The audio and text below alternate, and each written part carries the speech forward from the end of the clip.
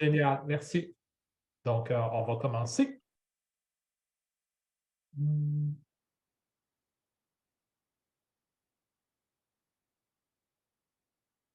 Attendez, je vais juste m'assurer que je le fais comme il faut.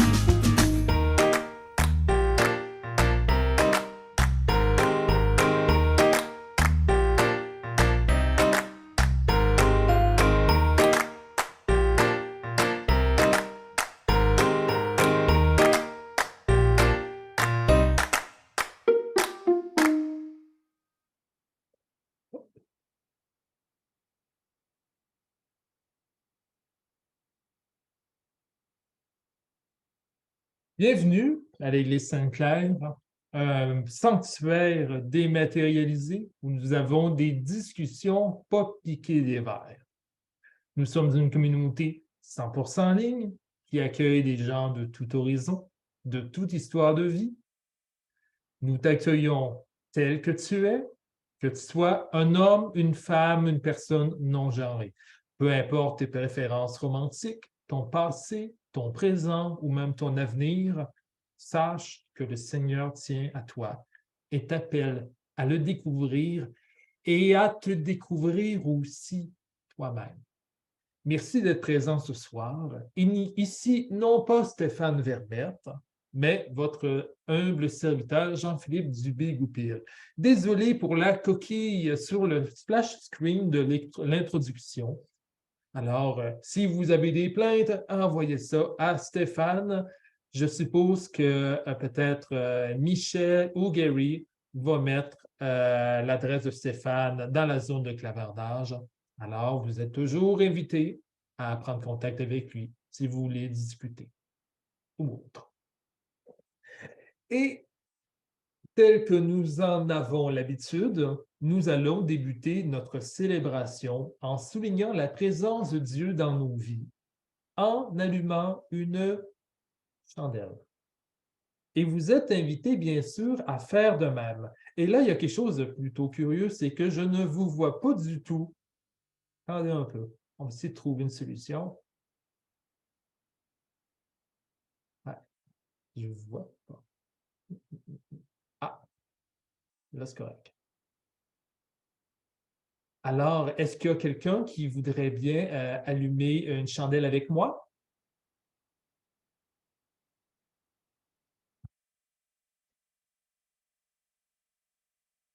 Ah, Serge, je te vois.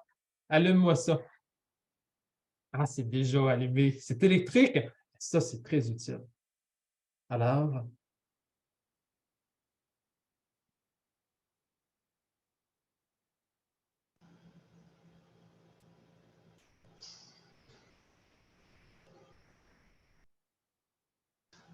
Parfait. On la met là. je, je vous invite peut-être un très court moment de prière tous ensemble. Ah, ben, on pourrait la mettre là. Dieu de tendresse, que ta présence ce soir allume nos cœurs, que ton esprit nous vivifie et nous amène à réfléchir et à grandir. Nous sommes à ton service dans les jours comme dans les nuits. Amen. Que la présence du Seigneur soit toujours avec vous, frères et sœurs. Pour notre tout premier temps de partage aujourd'hui, j'ai eu une idée vraiment de dernière minute. Et j'aimerais qu'on parle ce soir de voyage. Avec le beau temps, là, je ne sais pas, à Ottawa ou ailleurs, à Montréal, il fait beau, il fait 23 degrés. Piouf. Avec le beau temps, écoutez, il y en aurait longtemps à dire. Cependant, j'aimerais qu'on prenne un petit moment d'échange pour parler de tout ça. Est-ce que vous avez déjà voyagé? Est-ce que vous aimez ça ou pas? Pourquoi voyage-t-on et dans quel but? Pour alimenter un peu notre discussion, j'ai trouvé une belle vidéo d'environ 4 minutes d'un jeune homme qui nous parle de ce qu'il a animé intérieurement lors d'un voyage au Japon. Alors, je vous prépare ça à la seconde. Voilà, voilà, voilà. Alors,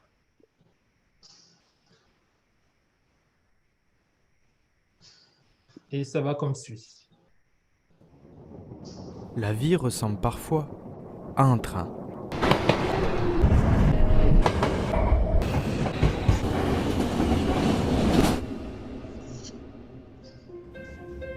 Elle suit son parcours toujours en avant jusqu'au terminus. Dans ce chemin tout tracé qui file sans discontinuer, voyager c'est un peu comme descendre à une gare de la vie. Sortir du wagon, c'est faire une pause dans l'avancée de son existence. Et lorsqu'on arrive dans un nouveau lieu, les sens sont en éveil. Désormais transportés par nos pas, tout devient différent. Découvrir, apercevoir, imaginer ce qui nous attend au détour d'une ruelle. Choisir une direction à un croisement. C'est comme reprendre le contrôle de son destin. C'est comme maîtriser les choix les plus primaires de sa propre existence. Pourquoi voyager ? Est-ce pour oublier ? Est-ce pour se reposer ou bien pour se sentir vivant à nouveau ? Dans cette envie de voyage, le Japon offre quelque chose d'incroyable. Confortable tout en étant dépaysant, le simple fait d'être sur place est déjà une expérience. Les monuments, on peut les visiter bien sûr, mais on peut aussi vouloir se laisser surprendre par la vie quotidienne, qui se déroule sous nos yeux. Celle de gens qui vivent à l'autre bout du monde, avec leurs habitudes, C'est une chance de pouvoir aussi facilement venir rencontrer une culture si lointaine et différente de la nôtre. Sortis de notre zone de confort, on comprend mieux nos limites. Car voyager permet de découvrir une nouvelle terre autant que de se découvrir soi-même. On perçoit mieux nos capacités, la bêtise et les forces de notre propre éducation.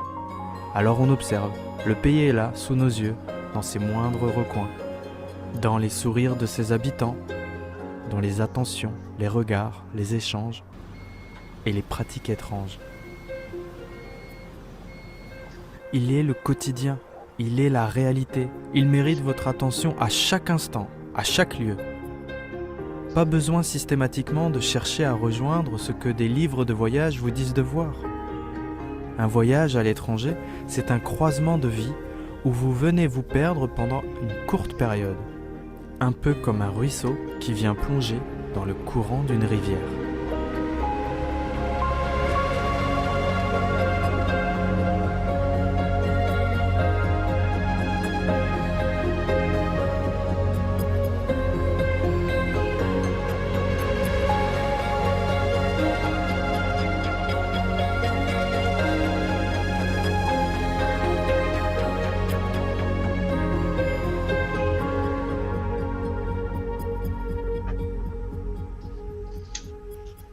Voyager, c'est faire face à des altérités déroutantes. Une fois comprises et surmontées, elles deviennent des petites victoires que l'on raconte souvent plus volontiers au retour chez nous que la beauté d'un monument que tout le monde connaît. Bonnes ou mauvaises, les expériences font partie du voyage et ce sont elles qui vont vous habiter désormais. Enrichis par de nouvelles visions des choses, quand vous serez de retour dans le wagon de votre vie, votre âme aura de nouveaux bagages. Le train s'en ira continuer sa route, mais rien ni personne ne pourra jamais enlever la richesse qui vous habitera après être parti de chez soi.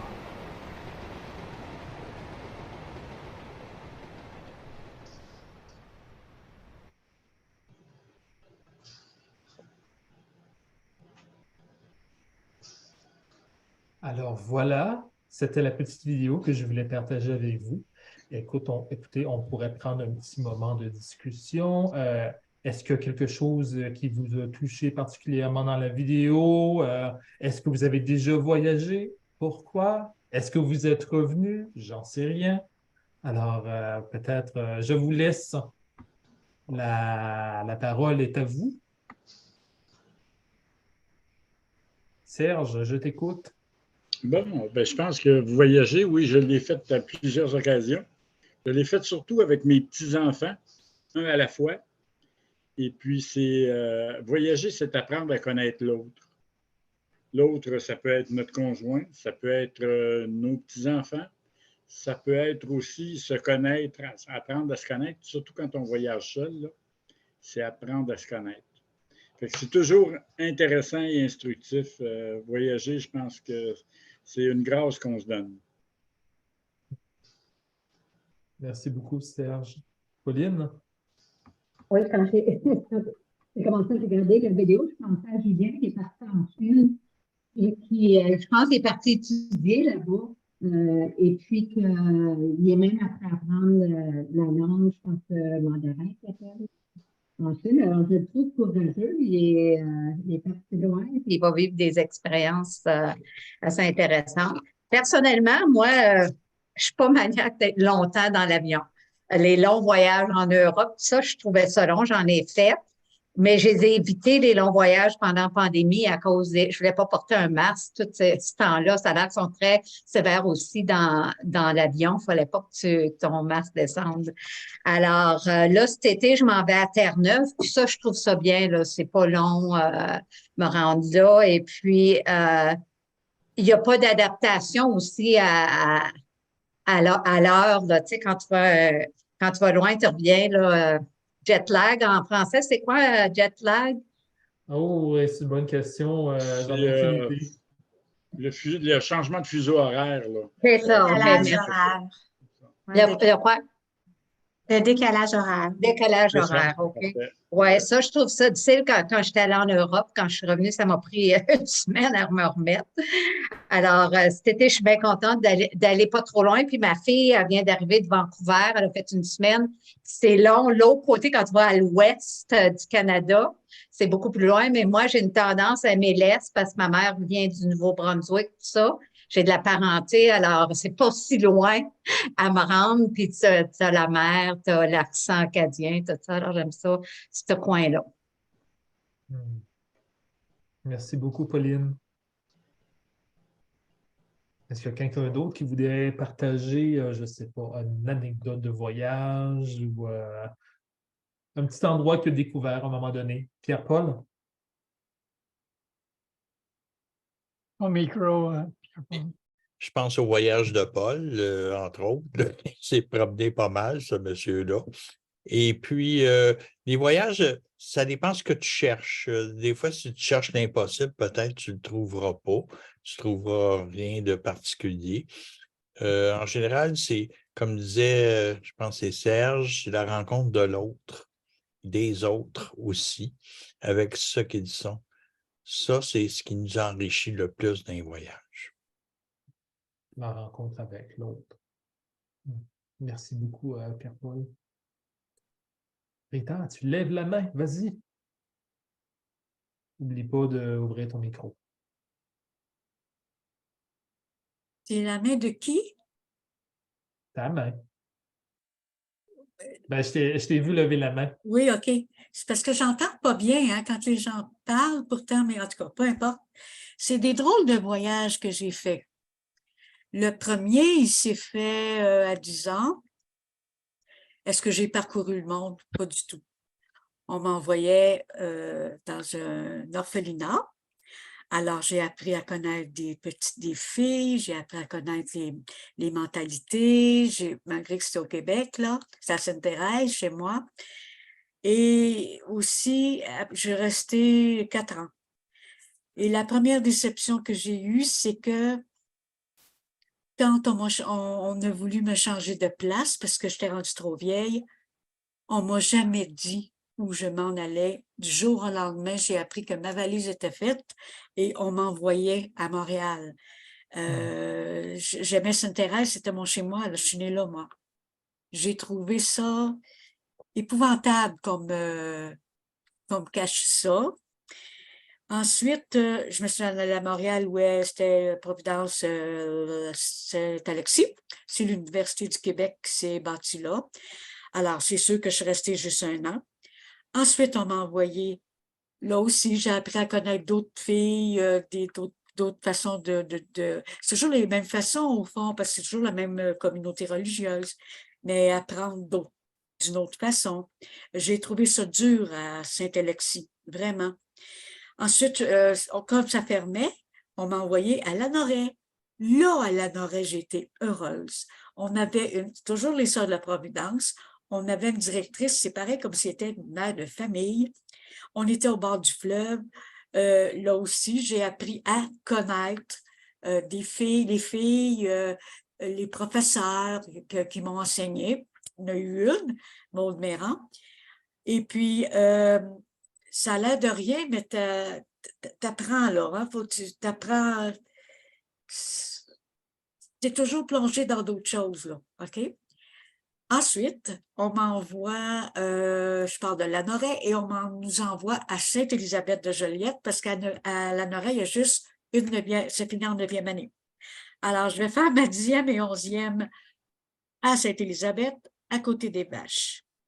Alors, les vaches, ça, c'est les vraies vaches, là, dans le pré, là. C'est pas les sœurs qui étaient là. Excusez, là. Mais parce qu'à un moment donné, une sœur a pensé que je disais ça. Là, non, j'ai pas dit ça. C'est vrai qu'il y avait des vaches à côté de Sainte-Élisabeth. Alors, c'est ça. C'était encore une autre façon d'apprendre à connaître, de m'adapter tout le temps. Ce qui a fait que, pour moi, j'ai pas de racines. OK? Alors, ma racine, c'était Sainte-Thérèse, mais je l'ai perdue assez vite. Alors, j'ai appris beaucoup dans ces déménagements-là. Alors, j'ai pas toujours trouvé ça évident parce que chaque religieuse avait sa personnalité, c'est bien normal. Il y a des religieuses qui ont été bien correctes. Mais, et aussi, la dernière chose, c'est de 10, 11, 12, 13, 14, 15, 16, 17, 18 ans, tu sors pas, là. Bien souvent, il y a des étés que je passais toute seule parce que, pour X raisons, notre tutrice, nous autres, les enfants chez maman, elle avait signé un papier pour moi comme quoi que je ne devais pas sortir jamais. Je ne devais pas sortir pendant 365 jours. Là, on me laissait là.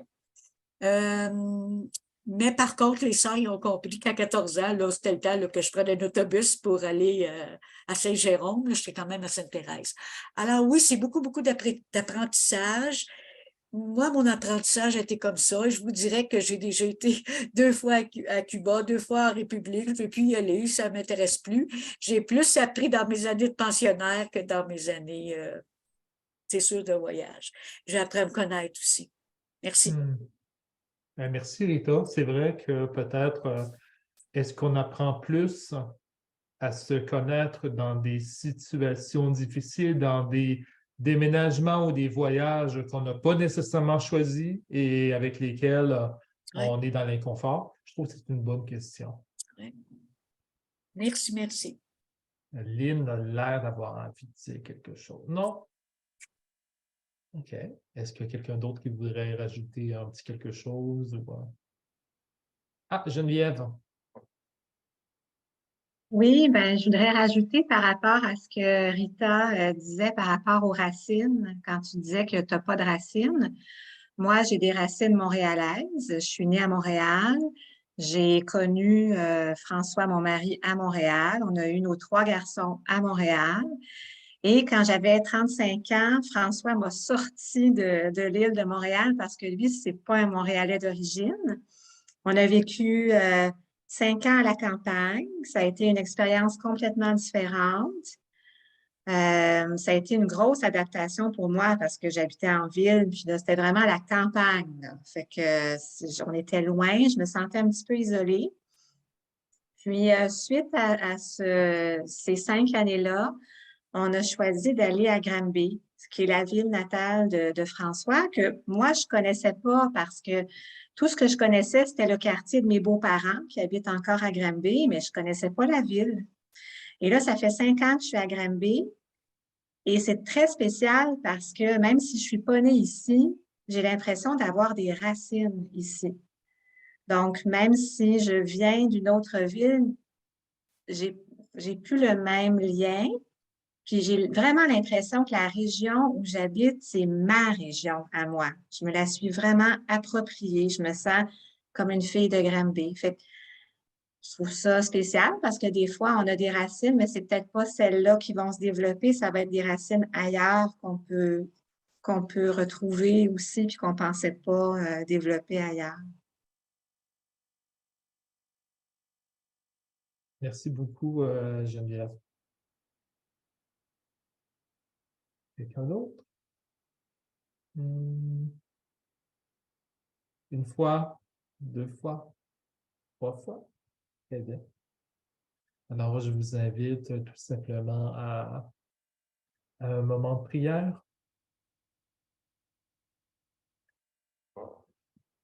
Dieu de tous les vivants, toi qui est à l'origine de la vie et qui nous a accueillis alors que nous n'étions que d'infimes cellules dans la mer.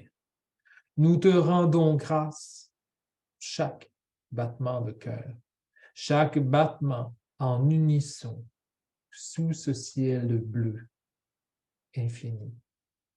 Nos chemins se sont croisés sur les routes de notre humanité, qui avance et avance encore.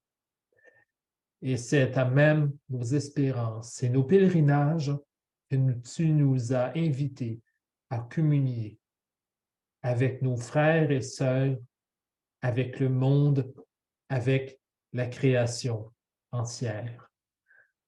Dans la paix, dans la joie et d'un amour qui mène à la vérité. Libre, tu nous as fait Pour la vie, tu nous as créés, différents mais unis, sur un même chemin, un même pâturage. Mes amis, que la paix de Dieu soit avec vous.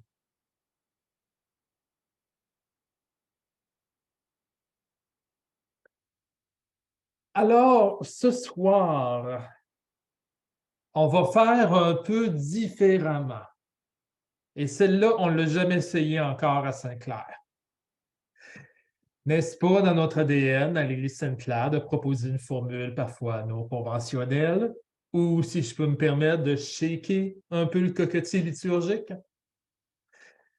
Ce soir, on va faire une lecture comparative entre deux logiens, c'est-à-dire deux paroles de Jésus qui servent à exprimer son identité ainsi que celle de Dieu. La première des deux lectures est celle que la plupart d'entre vous avez entendue la semaine passée dans vos paroisses respectives. Jésus y affirme qu'il est la porte des brebis et que ces dernières écoutent ses paroles de vie. La seconde lecture est celle du lectionnaire d'aujourd'hui, c'est-à-dire le fameux passage où Jésus dit de lui-même qu'il est le chemin, la vie et la vérité. Bref, deux passages qui sont riches spirituellement, mais qui portent une lourde histoire d'interprétation. Alors là, je vous partage ça à l'instant même.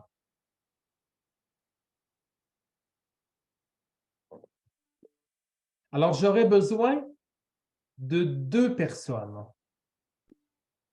Une pour la première lecture et une autre pour la seconde. Alors, je ne vois personne. Alors, est-ce que vous pouvez... Ah, Pauline, tu as levé la main. Tu voudrais nous lire la première lecture? Oui. Et puis, il y a Pierre-Paul qui a la main levée aussi. Génial. OK. Alors, je vais commencer toute la première, c'est ça, d'un coup? OK. En ce temps-là, Jésus déclara, « Amen, Amen, je vous le dis, celui qui entre dans l'enclos des brebis sans passer par la porte, mais qui escalade par un autre endroit, celui-là est un voleur et un bandit. Celui qui entre par la porte, c'est le pasteur, le berger des brebis. Le portier, lui, ouvre et les brebis écoutent sa voix. Ces brebis à lui, il les appelle chacune par son nom et il les fait sortir. Jésus reprit la parole. Amen, Amen, je vous le dis, moi, je suis la porte des brebis. Tous ceux qui sont venus avant moi sont des voleurs et des bandits, mais les brebis ne les ont pas écoutés. Moi, je suis la porte. Si quelqu'un entre en passant par moi, il sera sauvé. Il pourra entrer. Il pourra sortir et trouver un pâturage. Le voleur ne vient que pour voler, égorger, faire périr. Moi, je suis venu pour que les brebis aient la vie en abondance. Merci beaucoup, Pauline. Alors, Pierre-Paul, c'est à ton tour de nous lire la seconde lecture.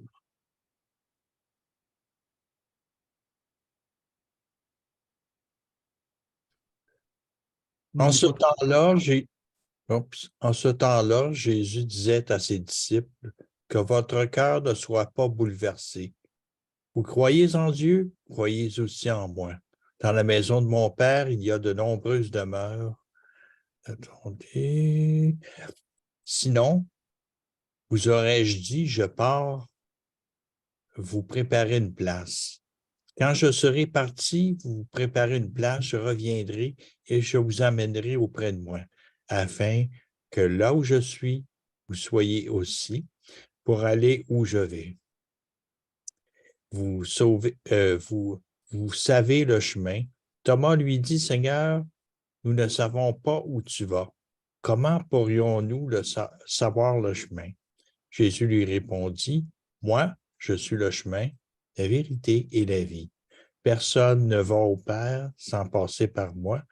puisque vous me connaissez, vous connaîtrez aussi mon Père.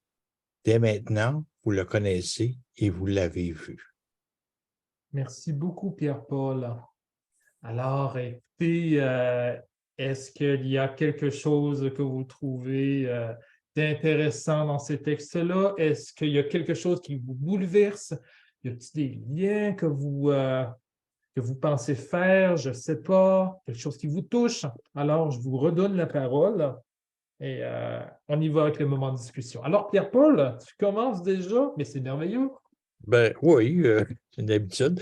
Il y a dans le deuxième passage, il est question de la porte, qui est question aussi de passer par le Christ pour connaître le Père.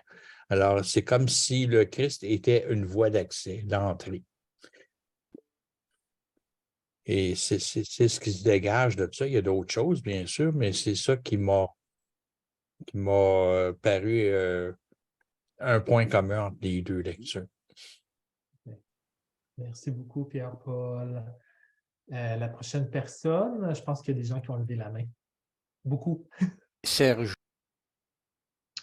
Oui, moi, là, c'est deux évangiles écrits par Jean qui redisent, pour moi, en tout cas, ils redisent un peu la même chose. C'est que Jésus, c'est lui le vrai passeur, c'est lui le chemin qu'il faut emprunter pour aller ou pour être sauvé. Je ne sais pas pourquoi Jean répète deux fois la même chose dans ses écrits. Je ne suis pas assez connaissant là, pour comprendre le texte. Merci beaucoup, Serge. Il y a quand même quelque chose, quand on regarde dans le bas des deux textes, un, c'est la porte, l'autre, c'est le chemin. Il y a une différence un peu entre les deux. Je pile sur un chemin, je passe à travers une porte, ou à travers le cadre de porte, je devrais plutôt dire. Donc, dans un cas, c'est un moyen pour nous aider. L'autre cas, c'est plutôt un passage obligé, presque comme, on pourrait dire, si on passe par la porte, c'est une guérite. Il y a peut-être quelqu'un qui va nous empêcher de passer au lieu de nous pousser ou de nous donner un élan pour passer. En tout cas, il y a ce petit aspect-là. Puis il y a aussi dans le deuxième la vérité et la vie qui sont quelque chose qu'il n'y a pas dans l'autre. En même temps, moi, quand je regarde surtout le deuxième passage dans le début, je me demande toujours quelle partie vient de Jean en termes de ton de voix versus quelle partie vient de Jésus. Parce que la première chose que mon père aurait dit en lisant ça, c'est « Ils vendent par ici ». Je suis bon, je suis le meilleur. Il y a un peu ce ton-là qui ressort dans le deuxième, que je trouve qu'il ne ressort pas dans le premier. Puis il me semble que le ton du premier va mieux avec l'image qu'on se fait de Jésus. Ben, écoute, merci beaucoup, Michel. C'est vrai que c'est une question vraiment intéressante et sempiternelle. Qu'est-ce qui vient de Jésus et qu'est-ce qui a été, comment dire, pas inventé, mais un peu mis à la sauce par les auteurs, hein, parce que les évangiles, c'est quand même des récits qui ont été travaillés, retravaillés par plusieurs personnes. Donc, puis écrit pas mal longtemps après, puis surtout que j'irais genre peut-être, j'oserais quasiment dire l'honnêteté de ne pas appeler ça un évangile synoptique, autrement dit. Ben, dans le fond, aucun des quatre l'a appelé synoptique, mais ce que je veux dire, il y a l'idée, lui, de passer un message plutôt que d'essayer de raconter la vie. Donc, on peut dire qu'il est clair en partant, mais... on est vraiment dans un texte qui est à la base interprétatif. Une interprétation de la vie de Jésus. C'est ça. C'est qui la prochaine personne? C'est moi, probablement. Oui, Pauline, puis après ça, c'est Lynn. Alors, moi, le deuxième, je le trouve un peu plus doux et rassurant, que votre cœur ne soit pas bouleversé. On dirait qu'il y a une douceur confortable dedans. Puis, je trouvais que ça l'amenait un petit peu un contraste avec le premier que moi, j'ai lu. Et celui que j'ai lu, il parle souvent du voleur, du bandit, celui qui va pas par la porte ou qui ne suit pas Jésus. Je me suis posé la question, je ne sais pas c'est qui le voleur, le bandit, est-ce que c'est celui qui ne le suit pas ou est-ce que c'est l'ennemi qui nous essaie de diverger? Alors, j'ai aucune idée, mais je trouve que le ton est plutôt « faites attention ». Merci beaucoup, Pauline. Lynn, c'est à ton tour de nous parler d'amour. Veuillez m'excuser, pas moi, mais les oiseaux, parce que je ne sais pas s'il y a, là, mais écrit. D'habitude, ils écoutent sagement. Bon. Moi, ce que je vois dans les deux cas, c'est pas tant qu'il parle du chemin qu'il faut prendre pour être sauvé que, quoique ça peut être des synonymes, là, mais ce que je vois, c'est vraiment dans les deux cas qui nous indique le chemin pour aller au Père. Il parle du Père. Et puis, c'est sûr qu'à la fin, là, tiens, je viens de voir, je suis venue pour que les brebis aient la vie en abondance. Bon, j'avais oublié ce bout-là. Mais, ouais, c'est ça. C'est comme, comment je dirais? C'est sûr que c'est synonyme, là, être sauvé puis aller au Père, ça se ressemble pas mal, mais c'est dans le premier texte de la semaine dernière, c'est du langage qu'on retrouve aussi dans l'Ancien Testament, dans la bouche de Dieu, qui dit que c'est Dieu et le berger. Dieu est, il va venir pour sauver son troupeau, pas sauver, mais rassembler son troupeau. Tu sais. Alors, Jésus s'identifie à Dieu dans le premier. Puis là, ben, si tu arrives à nous écrire sur ça, parce que moi, mon manque de compréhension, c'est cette histoire que Dieu et Jésus, il est différent du Père, mais en même temps, si vous me connaissez, vous connaîtriez aussi mon Père, tu sais. Il y a les œuvres qu'il fait, mais je pense que ça va au-delà des œuvres. Je pense qu'il y a une question d'identité, puis là, pour moi, ça, c'est pas clair, mais dans les deux cas, je trouve qu'il nous oriente vers le Père. Alors, écoute, merci pour ta franchise, Lynn. Je te rassure tout de suite, la question de l'identité de Jésus, elle n'est jamais épuisée. Puis j'ose même croire, puis je parle en mon nom. Parfois, à lire les évangiles, j'ai l'impression que même peut-être pour Jésus lui-même, c'est pas clair. Donc, il y a quelque chose de mystérieux ici. Est-ce qu'il y a quelqu'un d'autre qui voudrait rajouter un petit quelque chose? Je pense que tout le monde a été assommé par le chemin, la vérité et la vie. Alors, laissez-moi un peu livrer les réflexions que je me suis faites cette semaine par rapport à ce texte-là. Vous savez, on dit parfois que le voyage ne sert pas tant à se divertir qu'à changer le mal de place. Et je vous avoue que je n'ai pas tant voyagé dans ma vie, sinon un déménagement de Québec à Montréal. Ouh! Quel changement d'air, surtout quand on vient à la base d'une petite bourgade regroupée autour d'un clocher tissé bien serré. Les habitués de Saint-Clair savent que j'ai été, et je confesse que je suis encore, une personne fidèle à ses habitudes. Peut-être faux. Les habitudes coûtent que coûtent. Cependant, je pense que j'en suis venu à prendre quelques risques dans ma vie de tous les jours. Et c'est quelque chose sur lequel je travaille. Et pour être bien honnête envers vous, c'est pour dire que j'ai beaucoup hésité à aborder ces deux textes-là ce soir. Deux textes avec lesquels j'ai longtemps lutté. Deux textes avec lesquels j'ai longtemps été mal à l'aise. Et ce, pour des raisons d'interprétation historique. Et je sais qu'il y en a qui ont peut-être fait référence un peu à ça dans leurs commentaires. Et je ne sais pas pour vous, mais moi, personnellement, on m'a parfois cassé les oreilles avec le fameux verset « Je suis la vérité, excusez-moi, je suis mêlé. « Je suis le chemin, la vérité et la vie. » Peut-être que vous aussi, on vous a éduqué religieusement à considérer Jésus comme la seule option possible pour être heureux. Le bouillon de poulet par excellence. Combien de fois on a entendu le hashtag Jésus sauve? Jésus, c'est Dieu qui te demande de faire ce qu'il désire. Hashtag Jésus, il dit toujours la vérité, c'est sûr.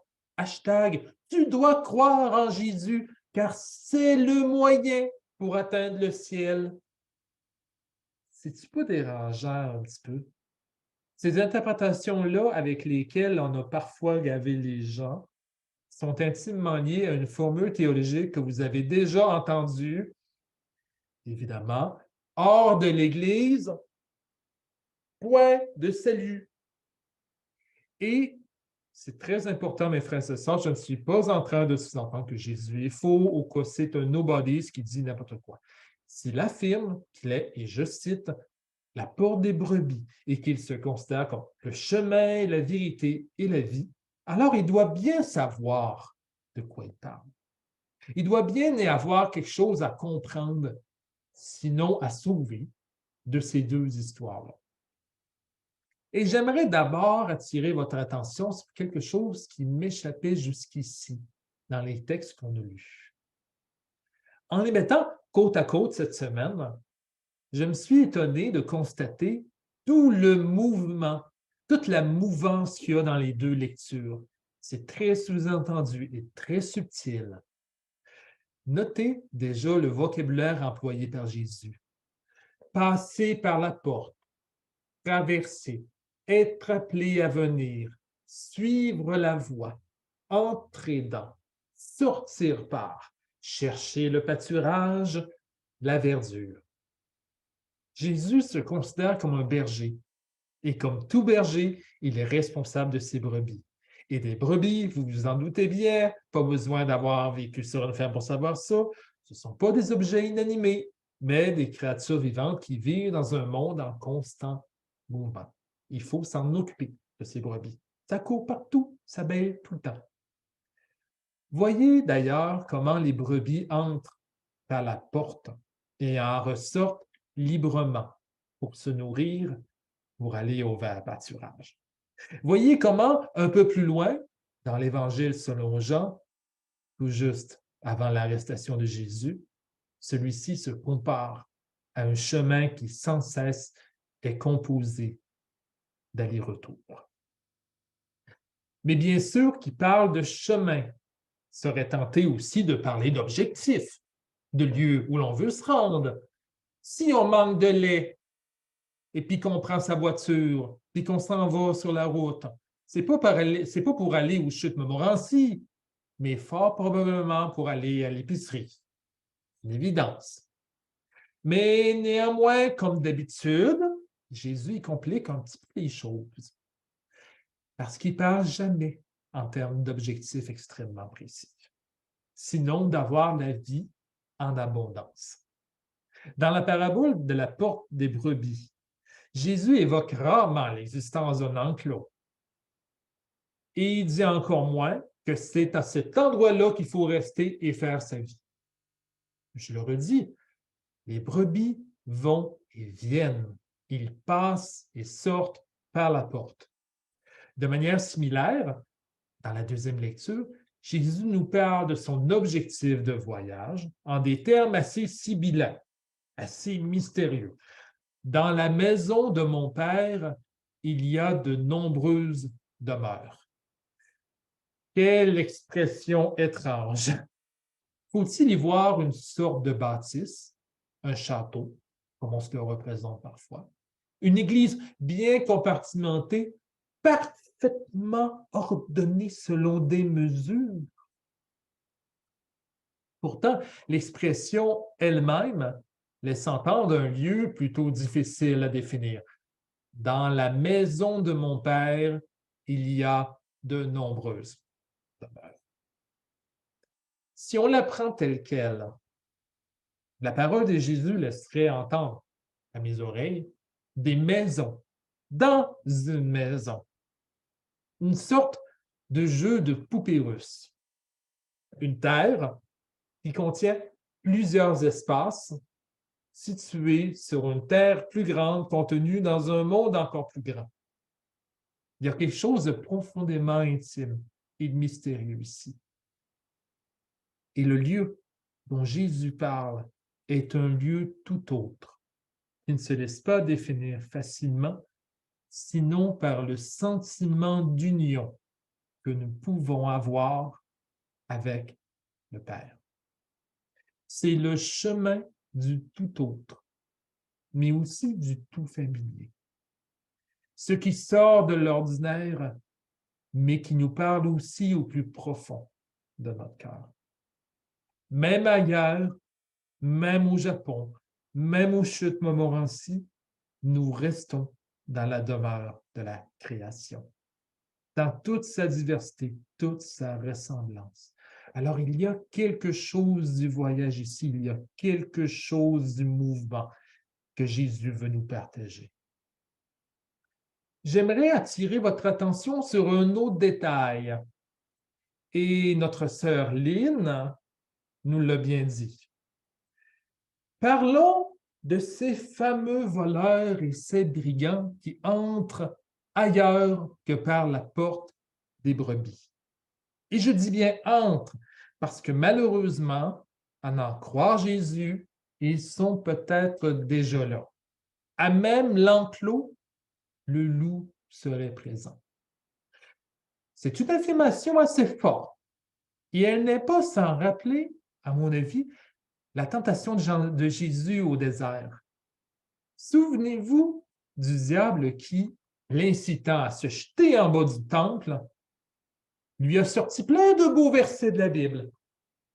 Il donnera pour toi à ses anges l'ordre de te gagner. Et encore, ils te porteront sur leurs mains, de peur que ton pied ne heurte une pierre. C'est très réconfortant. Mais est-ce que c'est la réalité? Rien à craindre, Jésus. Tu es dans le lieu saint. Tu es dans l'enclos du Seigneur, le roc immobile, indestructible. Que pourrait-il donc arriver? Le diable et José les brigands aussi sont d'excellents théologiens qui aiment à dire « c'est ça la vérité, maintenant on s'y conforme pour être dans la vérité ». Et vous vous souvenez de ce que Jésus a répondu? Il est dit « tu ne mettras pas à l'épreuve le Seigneur, ton Dieu ». Jésus, à mon sens, et c'est ce que je retiens un peu de une partie de la lecture de ce soir, il refuse une sécurité illusoire. Il refuse de se limiter à un petit enclos tout douillet, en apparence. Quand il se compare à une porte, à un chemin, Jésus, à quelque part, il nous incite à ne pas tomber dans le piège de croire que tout est figé, clair et limpide. On rentre par une porte, mais on en sort aussi pour admirer l'éclat du jour. On prend un chemin avec une idée en tête, mais on peut aussi se laisser étonner par l'imprévu et même s'y arrêter. Tout cela fait partie de Dieu. C'est le chemin. Dans la joie comme dans l'épreuve, les jours de soleil comme les jours de pluie. Dieu est avec nous. Tout autre, mais aussi tout familier. Et c'est d'ailleurs une bonne nouvelle. Non seulement Jésus nous invite à sortir des construits tout faits et des pensées qui prétendent saisir qui il est, mais il nous met aussi en route, en questionnement. La liberté et la recherche sont des dons précieux, car c'est dans le mouvement que l'on résiste à la tentation du mal, la tentation de s'enfermer dans des habitudes toutes faites, le risque de devenir rigide, le risque de dire « nous, on l'a l'affaire », c'est ça la vérité. Le voyage qu'est la vie chrétienne est un paradoxe constant et presque contradictoire. Et vous l'avez très bien dit. Lorsque Jésus dit qu'il fait un avec le Père, c'est curieux. Il a tout de même ce désir d'aller vers lui. Ce qui nous est connaissable, curieusement, nous échappe au même moment. Nous avons le besoin, et c'est essentiel, de sortir de nos zones de confort. Et c'est par amour pour ce paradoxe-là que peu importe nos parcours spirituels respectifs, je nous souhaite un bon voyage. Je vous souhaite de voyager sur un chemin peu commun, un chemin avec des allers-retours, des points d'arrêt, des pâturages verts, parfois d'autres plus secs. Un chemin avec des routes alternatives, interreliées, des embranchements, des surprises, mais aussi des doutes. Une vie, une mort. La vie après la mort. Quelle belle analogie de la grâce de Dieu. Ce chemin-là qui nous met en mouvement continuellement. Gratuite et sans attente. Une grâce loin de la performance et qui nous invite à grandir, à nous réformer, à aimer librement, sans entrave, sans attente, comme je suis, comme tu es, comme nous sommes. Malgré ce qu'on dit souvent de ces deux passages-là, la porte et le chemin que propose Jésus sont véritablement des ouvertures à la vie et à l'étonnement. Et c'est justement dans ce va-et-vient continuel, entre la porte ou sur le chemin, whatever, que nous pouvons découvrir le tout autre qui est aussi familier et ainsi donner un sens à sa vie. Amen.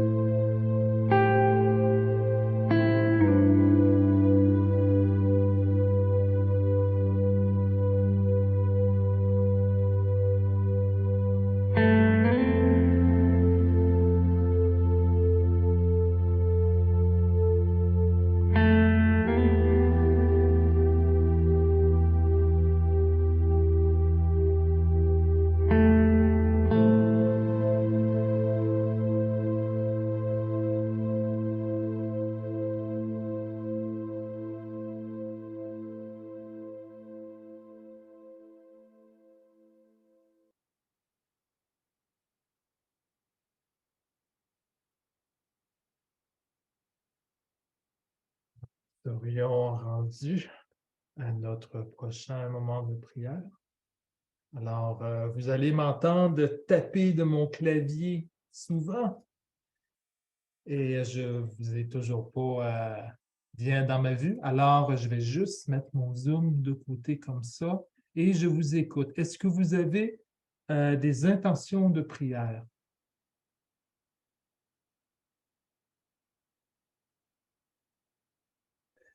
Oui, je pense. Vas-y, Pierre. OK. Je pense à toutes les personnes qui ont souffert des inondations, qui sont mal pris, qui ne savent pas quand est-ce qu'ils vont pouvoir regagner leur demeure ou quelle demeure ils vont avoir. En particulier aux gens de Charlevoix. J'ai un petit peu de parenté lointaine là. Et je pense aux gens de Gatineau, je pense à la Naudière et dans Laurentides. Heureusement, on a une période de soleil qui a commencé. Ça aide un peu parce qu'il est tombé 100 mm de pluie dans Charlevoix, à Saint-Urbain, l'endroit qui a été le plus touché. Fait que je vous recommande des gens qui sont là, qui sont mal pris ou découragés. Merci beaucoup, Pierre-Paul.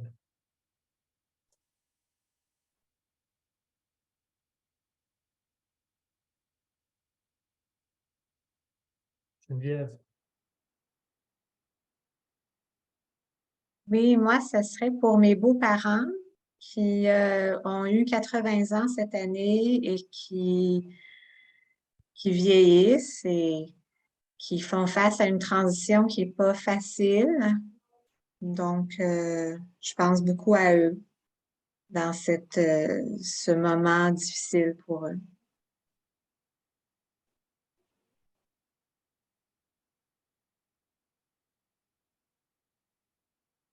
Oui, merci beaucoup, Geneviève. Pauline. Oui, j'aimerais prier pour Stéphane il a été faire une station d'études, alors pour le ressourcement pour Stéphane, parce que je trouve qu'il travaille fort pour tous les services, tout ça. Il prépare beaucoup de choses intéressantes, alors je prie pour lui. Je prie pour mon beau-frère Gary qui il avait fait un ACV plusieurs années passées, fait qu'il avait le côté gauche paralysé. Là, il a tombé, il s'est brisé la hanche, il a été obligé d'avoir une chirurgie quelques mois passés. Puis 2 jours passés, il a tombé, puis ça saignait, donc il est rendu à l'hôpital. Ils ont pris je sais pas si on appelle ça un scan là, pour voir, puis ils ont vu comme quelque chose, ils ont décidé de le garder juste au cas où. Alors, il est à l'hôpital Montfort, alors je prie pour lui que ça soit correct. Je prie aussi pour la paix dans le cœur de tous les gens du monde. Merci beaucoup, Pauline.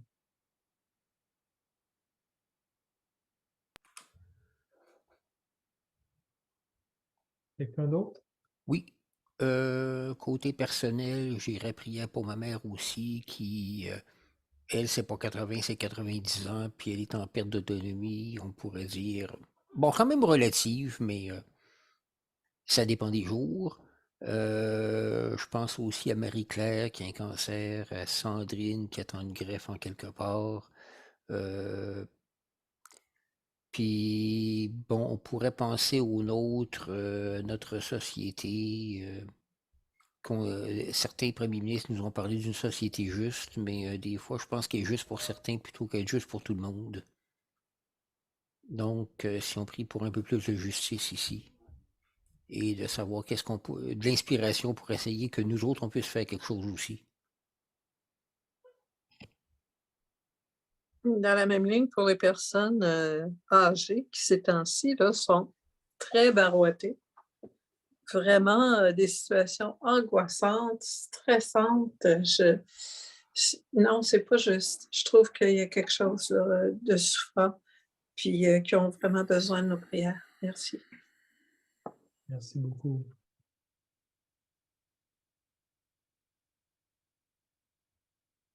Bien, alors je vous invite à la prière. Seigneur, nous nous rassemblons ce soir avec toi, avec ton esprit, pour prier, pour le retour du beau temps après autant de jours gris. Bien qu'il ait fait un soleil magnifique à Montréal cette semaine, nous continuons à penser aux gens qui ont vécu des jours difficiles dernièrement à cause des inondations. Continue à soutenir tous ceux qui ont été aux prises avec des désastres naturels, que ce soit en Beauce, que ce soit à Saint-Jérôme, que ce soit ailleurs dans les Laurentides, que ce soit à Montréal ou à Québec, peu importe. Seigneur, tu es avec eux. Et nous prions aussi dans le même esprit pour les difficultés parfois que les gens peuvent avoir lorsqu'il est question de vivre chaque jour de leur vie. Le prix des loyers qui continue à grimper, le prix de la nourriture qui n'est pas abordable, les difficultés budgétaires qui, pour certaines familles, continuent à s'empiler sur la table, dans les boîtes aux lettres. C'est pas normal, Seigneur, qu'on ait peur justement d'ouvrir ses courriels, qu'on ait peur d'ouvrir sa boîte à mal, parce qu'on ne sait jamais ce qui va nous tomber dessus. Et nous prions pour ceux, oui, qui vivent dans l'indigence, mais aussi pour notre société polarisée entre le blanc et le noir, la droite et la gauche. Une société qui s'invente constamment des hommes de paille. Et je n'ai pas besoin de parler de courants peut-être plus...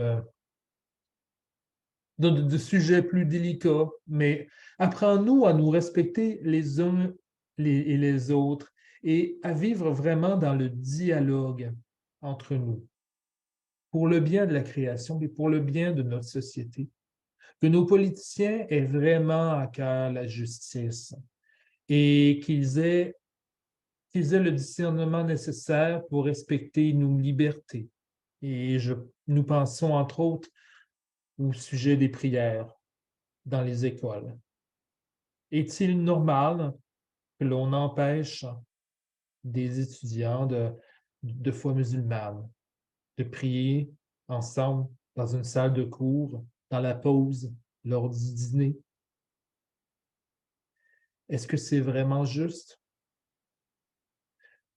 Donne à cœur l'ouverture à nos politiciens, pour le bien de tous. Et nous prions aussi pour tous les malheureux, les cœurs blessés et les âmes brisées qui te cherchent nuit et jour. Pour Gary, le beau-frère de Pauline, qui s'est blessé le mois passé. Prends soin de lui. Pense ses blessures par ta présence. Pour la mère de Michel et Marie-Claire, qui souffrent, qui vivent des moments difficiles, qui vivent de la confusion, des pertes de repères, qui se sentent peut-être un peu errantes sur le chemin que pourtant tu nous as demandé de prendre en toute bienveillance. Que ton amour mette de la joie dans nos cœurs et nos familles, que ta présence nous insuffle un vent d'espérance. Bien sûr, que les beaux-parents de Geneviève, pour qu'ils trouvent un peu de bonheur malgré les épreuves de la vie, car les saisons ne sont pas toujours faciles à traverser. Et nous prions aussi pour Stéphane, qui est notre pasteur, que nous aimons et qui fait une journée d'études aujourd'hui, en espérant qu'il apprenne de nouvelles choses, qu'il puisse nous revenir pimpant et fort de ces personnes. Nous l'attendons déjà, Seigneur. Et nous concluons cette prière en récitant tous ensemble le Notre Père. Notre Père qui es aux cieux, que ton nom soit sanctifié, que ton règne vienne, que ta volonté soit faite sur la terre comme au ciel. Donne-nous aujourd'hui notre pain de ce jour. Pardonne-nous nos offenses, comme nous pardonnons aussi à ceux et à celles qui nous ont offensés. Et ne nous laisse pas entrer en tentation, mais délivre-nous du mal.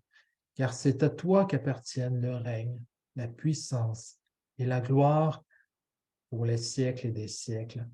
Amen. Mes amis, que la bénédiction du Seigneur soit toujours avec vous, que sa présence nous amène de la paix, de la joie, des moments d'apprentissage, des moments de remise en question sur le voyage et la vie. Alors, merci beaucoup d'avoir été là avec nous. Merci de m'avoir donné l'occasion de livrer une petite réflexion en espérant que chacun puisse retourner à sa vie quotidienne avec un petit quelque chose, un petit mot. Alors, merci beaucoup d'avoir été là et on se revoit la semaine prochaine. Merci. Merci, Jean-Philippe. Merci beaucoup. Merci infiniment. Ça fait plaisir.